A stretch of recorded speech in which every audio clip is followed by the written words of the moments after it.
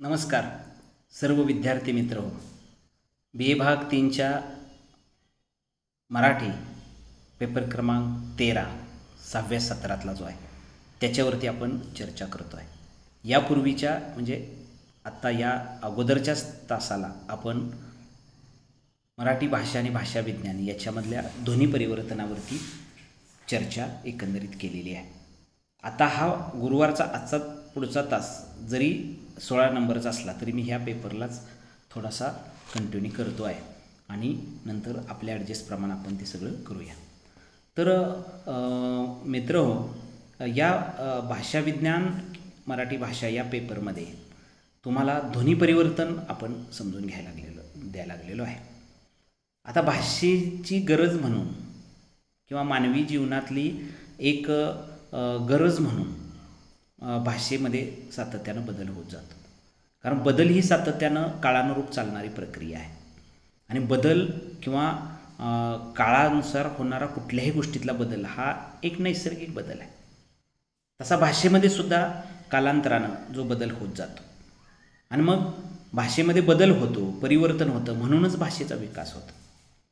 जर तो बदल झाला नाही तर भाषेचा विकास होणार नाही. त्यामुळं विकास नावाची गोष्ट जी आहे ती भाषेच्या बाबतीमध्ये खास करून आवर्जून लक्षात घ्यायला पाहिजे. आणि म्हणून भाषेतील ध्वनी एकसारखे कसे बदलत राहतात हे आपण बघितलेलं आहे. सप्त, सप्त आणि सात, पर्ण, पन्न आणि पान.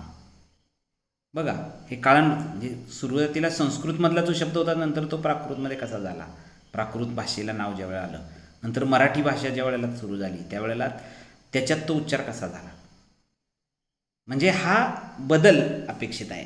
म्हणून भाषेची व्याख्या आपण पाहिली. विशिष्ट काळी एका विशिष्ट प्रदेशात बोलल्या जाणाऱ्या विशिष्ट समाजाच्या भाषेतील ध्वनी कालांतराने ज्या वेळेला बदलत जातात यालाच ध्वनी परिवर्तन असे म्हणतात, ना. कालेलकर.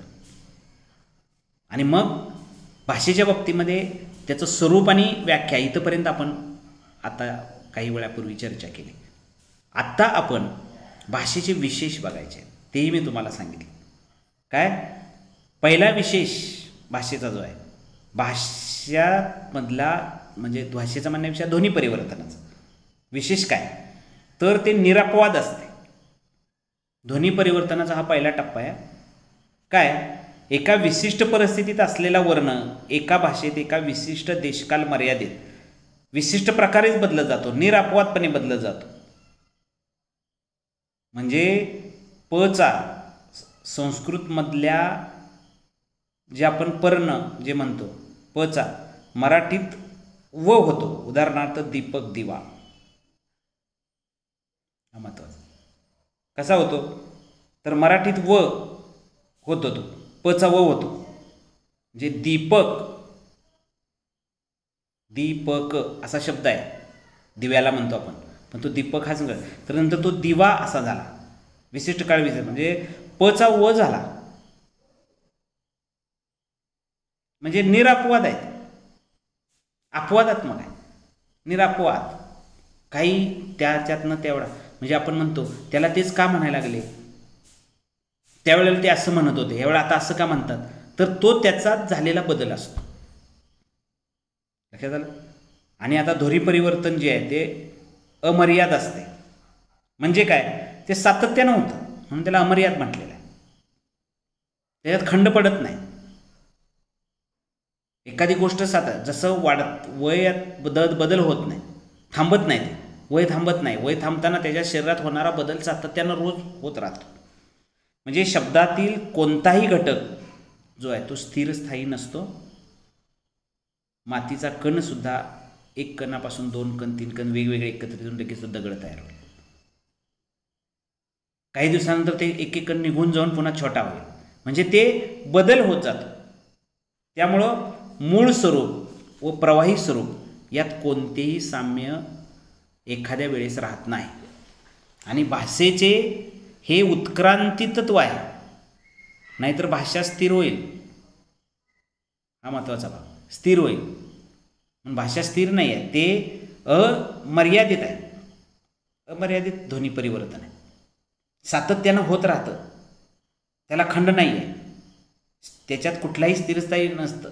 म्हणजे त्याला म्हणून त्याला विशेष काय त्याचं म्हटलं गेलं आहे, अमर्यादित ते आहे, ते निरापवाद आहे, सहजता त्याच्यामध्ये एकंदरीत आहे. पुढचा तिसरा विशेष भाषेच्या बाबतीमध्ये जर तुम्हाला करायचा समजून घ्यायचा म्हटला तर ध्वनी परिवर्तन हे नियमित आहे.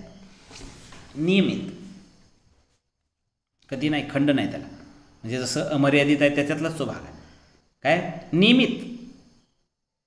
मराठीची वर्णमाला किंवा प्रत्येक भाषेची वर्णमाला निश्चित ध्वनीनी बनलेली असते. जरी असली तरी सुसंवादी असतेच, पण ध्वनी परिवर्तनानंतर अस्तित्वात असणारी वर्णमाला पूर्वीच्या वर्णमाला इतकी सुसंवादी असते. नियमित असते त्याच्यात. अर्थ ध्वनी स्वतंत्रपणे स्वैरपणे उत्क्रांत पावत नाहीत. संपूर्ण वर्णमाला विशिष्ट प्रवृत्तींना अनुरूप विशिष्ट दिशेने उत्क्रांत होत राहते. म्हणून ध्वनी परिवर्तन नियमित पद्धतीने होते असं म्हटलं गेलेलं आहे. त्याच्यामध्ये नियमितता आहे, त्याच्यामध्ये खंड नाही, ते थांबत नाही, त्याला एक वेगळी स्वतंत्र जाण आहे. अशा पद्धतीने ते होत राहतं. आता ध्वनी परिवर्तन आज्ञेय असते.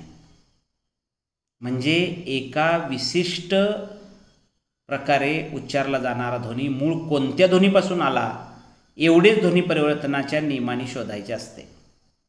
बाकी भूत व भविष्यकालाविषयीचा शोध या नियमाने घेता येत नाही.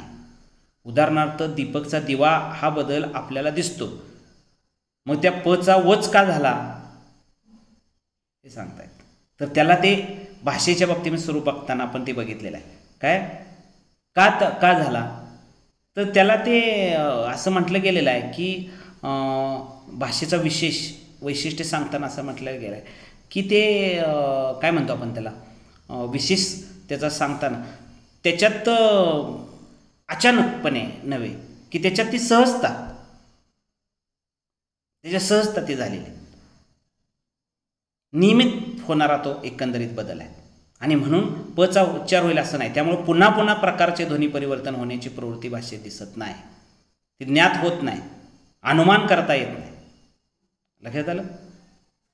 योगायोगानं झाला आहे तो बदल. का झाला असं मगाशी ते विचार तुम्हाला मी आता सांगतोय की तो बदल का झाला, म्हणजे पचा वच का झाला, तर ती योगायोग आहे. लक्षात ठेवायचं. भाषेमध्ये होणारा बदल आज याला हेच का म्हणायला लागले तर त्याला काहीतरी कारण असेल, पण ते कारण सहजता त्याच्यात आली, योगायोगानं ते सगळं झालं या अर्थाने. आणि आता ध्वनी परिवर्तन पुढचा जो 5वा विशेष आहे, ध्वनी परिवर्तनाचा विशेष आहे, नकळत घडून येते. बोलणाऱ्याच्या नकळत ध्वनीमध्ये ज्या वेळेला बदल होतो त्यावेळेला तो मंद व सूक्ष्म स्वरूपात ते घडत असतं. तो एकदम लक्षात येत नाही, खूप काळानंतर ते जाणवतं. उदाहरणार्थ संस्कृतमध्ये कर्मचे प्राकृतात कम्म व मराठीत काम असे एकरूप घडलेले नाही किंवा एका क्षणात घडलेले नाही, कित्येक वर्ष गेली. संस्कृतमधल्या सप्तचा मराठीत सात झाला, तो काय आत्ता नाही झाला, कित्येक वर्षापूर्वी संस्कृत होती त्यावेळेला त्याला सप्त म्हणत होते. नंतर मधल्या काळात त्या संस्कृतमधनं प्राकृत भाषेत आली, त्याच्यात त्याचा आपण सत्त असं त्याचा उच्चार होता. आणि नंतर मराठी ज्यावेळेला सुरू झाली त्यावेळेला त्याला सात असं म्हणायची पद्धत सुरू झाली. म्हणजे हे न कळत सातत्यानं काळानुरूप टप्प्याटप्प्यानं हे सगळं घडत एकंदरीत असतं. आणि म्हणून त्याचं खूपच काळ पालटल्यानंतर त्याच्यात तो बदल जाणवतो. पण मंद गतीनं त्याची सगळी भूमिका जी आहे ती सातत्यानं सुरू असते. त्याला एक वेगळं स्वरूप जे आहे ते प्राप्त एकंदरीत होत राहतं. आता ध्वनी परिवर्तन नकळत घडून येतं हे झालं. पुढचा 6वा जो आहे ध्वनी परिवर्तन हे आकलन क्षमतेच्या मर्यादित होते. आकलन क्षमता जी असते, आकलन म्हणजे माणसाची समजून घेण्याची एक क्षमता आहे, समजून घेण्याची आकलन, तर त्या क्षमतेच्या मर्यादित आहे. म्हणजे ते कळतंय आपल्याला, जाणवत नाही असं नाही. म्हणजे ते होत नाही ध्वनी परिवर्तन कसं झालं हे कळत नाही असं नाही होत, कळतंय ते का झालं, कशामुळे झालं, काय कारणामुळे झालं हे समजून येतं. आणि म्हणून ध्वनी परिवर्तन सूक्ष्म गतीने जरी होत असलं तरी त्यामुळं सामाजिक एकत्र व्यवहाराला त्याचा अडथळा होत नाही. वर्ण व त्याचे बदललेला शब्द, त्यातून व्यक्त होणारा अर्थ यात नैसर्गिक वा कार्यकारण संबंध नसतो. त्यामुळे ध्वनी परिवर्तन बदललं तरी आशय बदलण्यावर त्याचा काहीही परिणाम होत नाही. बऱ्याच वेळेला उच्चार बदलतो पण त्याचा अर्थ बदलत नाही, त्यालाच ध्वनी परिवर्तन म्हणायचं. आणि जर अर्थ बदलला तर ते अर्थ परिवर्तन. ध्वनी पण बदलला आणि अर्थ बदलला तर ते अर्थ परिवर्तन विचारात घ्यायला लागतं. ध्वनी माझा पण अर्थ राहतो, ध्वनी परिवर्तन होत राहतं. आणि म्हणून एकदम व्यवहारात अशक्य व्हावा इतका तो तीव्र नसतो. म्हणून आकलन क्षमतेच्या मर्यादेमध्ये ध्वनी परिवर्तन असतं. या गोष्टीला अत्यंत जाणीवपूर्वकरित्या महत्त्वपूर्णरित्या आपण समजून घेणं तितकंच गरजेचं आहे. आपल्याला ते ध्वनी परिवर्तन का घडतं, कशामुळं घडतं, त्याचं कारण काय, हे कारणं पुढं बघायचे आहेत. त्याला एक कारण नाही आहे, अनेक कारणं आहेत. वेगवेगळी कारणं त्याला एकंदरीत सांगता येतील. उदाहरणार्थ बघा, म्हणजे आकलन क्षमतेच्या मर्यादित कसं असतं ध्वनी परिवर्तन. उदाहरणार्थ नुकसान म्हणजे नुकसान, तर त्याचा उच्चार काही वेळा काय होतो, नुकसान असा होतो.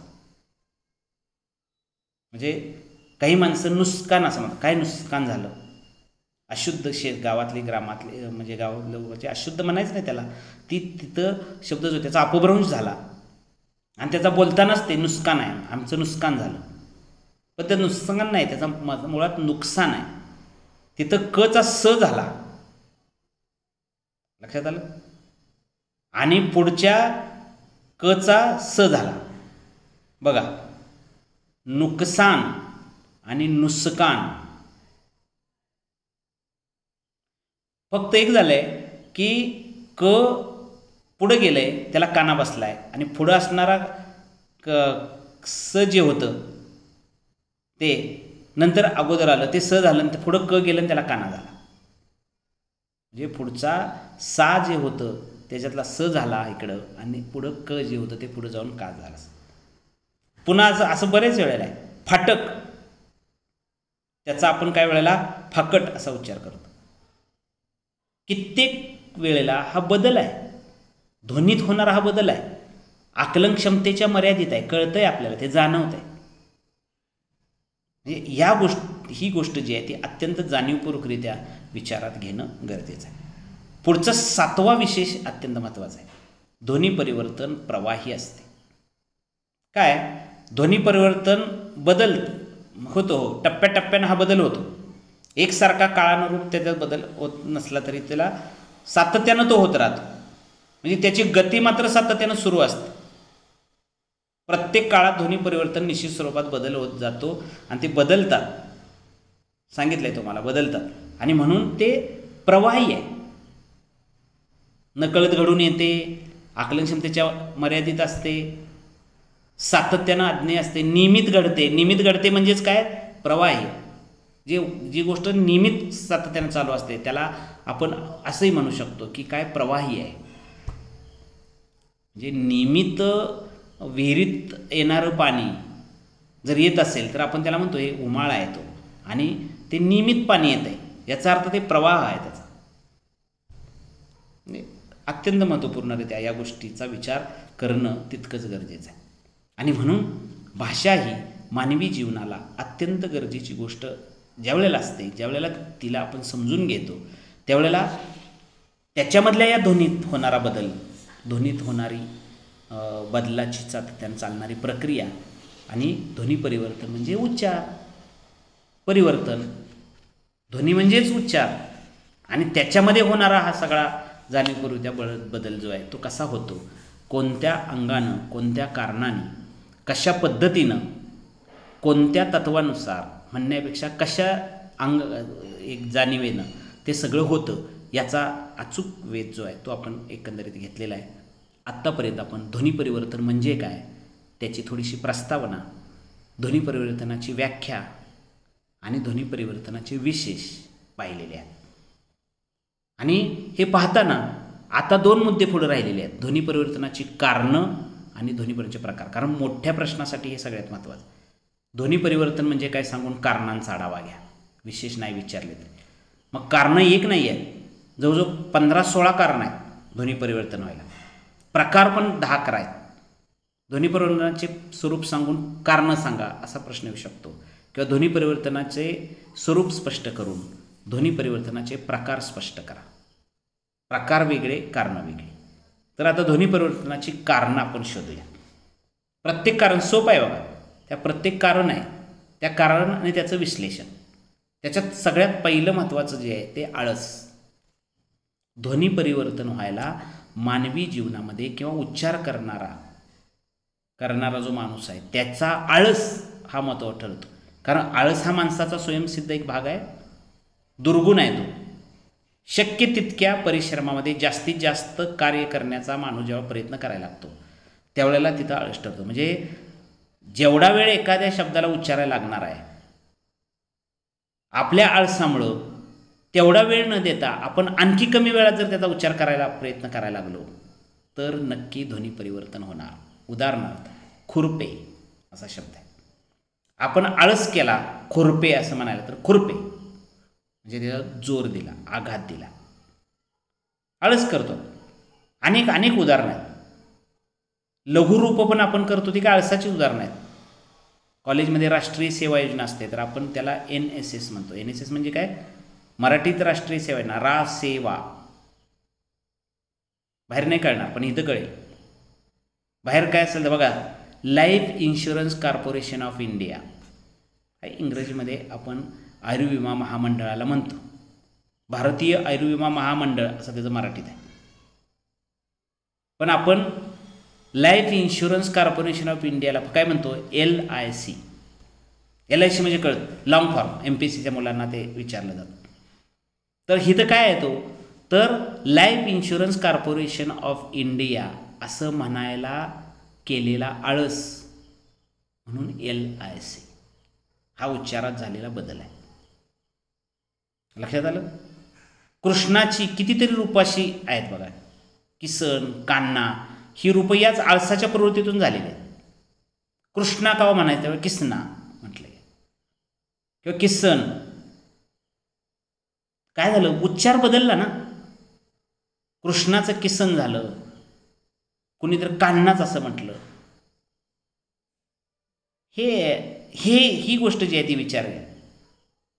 म्हणजे वेगवेगळ्या प्रवृत्तीतून ते घडत असतं. स्टेशन होते, स्टेशन त्याचं आपण काय कळलं स्टेशन असं होते. म्हणजे नुसतं स्टेशन असं न म्हणता टेशन असं म्हणतात बरेच जण. मग केवळ स्त्रिया, अशिक्षित माणसं यांच्याकडून हे रूपांतर होत राहतं. म्हणजे तिथं तो त्यांचा दोष नाही येतो, पण प्रत्यक्षरित्या त्यांच्यात झालेला तो उच्चारातला बदल. म्हणजे कॉम्पिटिशन असा शब्द कुणीतरी उच्चारला आणि गावात मग अशिक्षित एखादी माणसंसुद्धा कॉम्पिटिशन म्हणायला लागली. कॉम्पिटिशन म्हणजे त्याचा उच्चार बदलला, कॉम्पिटिशनचा कॉम्पिटिशन असा झाला. म्हणजे या सगळ्या गोष्टींचा विचार, मग त्याला अपभ्रंश असं म्हटलं गेलं आहे. आणि हे कशामुळं घडतं आहे? तर आळसामुळं. लक्षात ठेवा, आळसामुळंच वागींद्रिय म्हणजे उच्चारातलं जी इंद्रिय आहे त्याच्यातला श्वास कमी वापरतो आपण आणि त्याच्यावर वापरायला ती ढिलाई होते. म्हणजे ग्रहण असं न म्हणता गिराण, बृहस्पतिवार असा आहे तर आपण त्याला काय म्हणायला लागतो? बेस्तरवार. गुरुवारचं आहे, गुरुवार हा बृहस्पतीचा वार आहे तर बेस्तरवार असं म्हणायची पद्धत सुरू झाली. म्हणजे हॉस्पिटलचं जे काय वेळा हॉस्पिटलला काय म्हणतात? इस्पितळ. पोस्टकार्डला काय वेळा नुसतं कार्ड असं रूप. हे सगळं आळसातून हे सगळं घडत असतं, आळसातून घडत असतं. त्या म्हणजे कमलाकरला कमा असं म्हणायचं, रजनीकांतला रज्जू असं म्हणायचं. हे काय आहे? आळसाचीच रूप आहे. उच्चारात झालेला हा जो बदल आहे तो आळसामुळंच झालेला आहे. काही काळ त्याच्याकडं केलेलं दुर्लक्ष आहे त्याच्यामुळे ते झालं. आणि म्हणून काही जीभ हलवून संपूर्ण वाक्य बोलणारा मनुष्य जेव्हा टाळाटाळ करायला लागतो त्यावेळी तो कमी वेळात उच्चार जेव्हा करतो आणि तो उच्चार झालेला शब्द त्या अंगानंच त्याच्याकडं नंतर पाहिलं जातं. म्हणजे ध्वनी परिवर्तनाच्या कारणामध्ये अत्यंत सगळ्यात महत्त्वाचं कारण जर कोणतं असेल तर ते आळस, उच्चार करण्यासाठी केलेला आळस. आणि हा आळस ज्या वेळेला आपण विचार करतो म्हणजे काय होतं? आळसामुळेच होतं ना. कृष्णा असं म्हणायला त्यानं कमी वेळ वापरला, त्यानं आळस केला म्हणायला, त्यावेळी त्याला किसना असं झालं. हे फार मजेशीर आणि गमतीशीर आहे किंवा लक्षपूर्वकरित्या समजून घेणार आहे. मराठी भाषाच मुळात मानवी जीवनासाठी म्हणण्यापेक्षा मराठी भाषाच मुळात, ज्या भाषेमध्ये तुम्ही महाराष्ट्रामध्ये जन्माला आला, ज्या महाराष्ट्राची बोलीभाषा मराठी आहे, लिहायची भाषा मराठी आहे, तीच भाषा आणि त्याच भाषेतलं अस्तित्वच तुम्ही समजून एकंदरीत घेत आहे आणि त्या समजून घेण्याला एक वेगळ्या प्रकारचंच अस्तित्व आहे. आणि म्हणून अनेक कारणं या भाषिक परिवर्तनाची सांगता येईल आणि पुढे बघायचे आहेत. ऐकण्यासाठी सुद्धा दुसऱ्याने एखाद्यानं उच्चार केलेला आपण ऐकला आणि आपण ऐकायला ज्या वेळेला अपूर्ण पडतो, अपुरं ऐकलं तर आपण जो उच्चार करतो तो वेगळाच उच्चार असतो. म्हणजे त्याच्या उच्चार जो आहे तसा उच्चार आपण आता वेगळाच केलेला असतो. लक्षात आलं? कॉम्पिटिशन असा शब्द सुशिक्षित इंग्रजी ज्याला येतं त्याचा उच्चार त्यांना ऐकला, पण एखाद्या अशिक्षित माणसानं कॉम्पिटिशन ऐकलं तर तो कॉम्पिटिशन नाही म्हणत, कॉम्पिटिशन म्हणतो. म्हणजे उच्चारात होणारा बदल याच्यासाठी आळस हे करणे, म्हणजे ऐकणारा किंवा उच्चारणारा ज्या वेळेला तो शब्द उच्चारण्यासाठी ज्यावेळेला त्यानं आळस केलेला असतो किंवा दुर्लक्ष करून त्यानं ज्यावेळेला उच्चारलेला असतं त्यावेळेला त्याचा जो उच्चार झालेला असतो पहिल्या उच्चारापेक्षा तो नक्की वेगळा असतो. आणि तो वेगळा झालेला उच्चार म्हणजेच ध्वनी परिवर्तन. आणि ध्वनी परिवर्तन हे सातत्यानं क्षणाक्षणाला वरचेवर कायमस्वरूपी होत असतं. एखादा माणूस, तुम्ही एखादा शब्द उच्चारला आणि दुसरा माणूस तसं नाही रे, असं त्याला असं उच्चारायचं आहे, त्यावेळेला तुम्हाला तो हसायला लागतो कारण तुम्ही अशुद्ध उच्चार केला असतो. आणि तुम्ही म्हणजे तो माणूस शहाणा, मग आपण म्हणतो तू शहाणा झालास काय, असं ती गोष्ट आहे. किंवा त्याची नाचक्की, तू कमी दर्जाचा असं त्याला तिथं म्हणायचं असतं, तुला येत नाही काय असं म्हणायचं असतं. तर अनेक गोष्टी आहेत. आघात, एखाद्या शब्दावर जोर देऊन जर आपण बोललो तर त्याचा जो शब्द जो आहे तो मूळ त्याचा अवयव बदलतो. जसा लोखंडावर एखाद्या घाव घालावा, घन घालावा, तशा पद्धतीनं शब्दावर पण आघात केला. कितीतरी अशी उदाहरणं एकंदरीत आहेत. मग त्याचा तो रूपच त्याचं बदलतं. बघा, लोखंडाला तापवून जर त्याच्यावर घन घातले तर त्याचं रूप बदलतं. नुसत्या कमान पाट्याचं तुम्हाला चांगल्या पद्धतीनं पुढं खुरपं किंवा कुऱ्हाड तयार केलेली दिसेल. तो त्याच्यात झालेला, त्यानं केलेला जो आघात देऊन केलेला बदल आहे, तसं शब्दावर सुद्धा बऱ्याच वेळेला आघात जर दिला तर त्याचा काही वेळेला उच्चार पण बदलतो आणि अर्थ पण बदलतो. आपण अर्थ बदलतो हे नंतरच विषय करायचा आहे. आत्ता फक्त आपल्याला उच्चाराशी आपला संबंध एकंदरीत आहे. तर एक कारण मी पाहिलेलं आहे, त्याच्या अगोदर त्याचे विशेष आपण पाहिलेले आहेत. तुम्ही शांत चित्तानं ऐकत आहात. पुढचाही तास या विषयाचा, या पेपरचा कशा पद्धतीने घ्यायचा ते या ठिकाणी मी तुम्हाला सांगेन. तुम्हाला टाईम टेबल पाठवलेलं आहे, त्या टाईम टेबलनुसार तुम्ही सगळे पिरियड अटेंड करणं ही अत्यंत गरजेची गोष्ट आहे. धन्यवाद.